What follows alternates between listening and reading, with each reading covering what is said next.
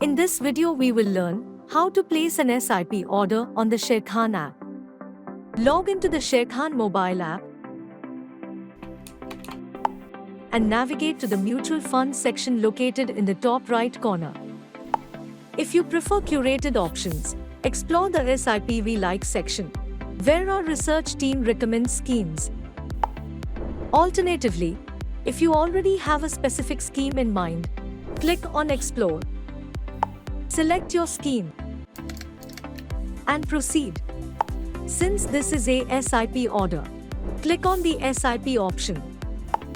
Enter the SIP amount. Select the frequency. Set the SIP start date and specify the number of months for the investment. Please ensure you have completed the Auto Invest mandate to automate your SIP installments. If you have not done so, you can complete it by clicking on New. You can also watch the video on how to complete your auto investment mandate to learn more. Accept terms and conditions. Click Place Order.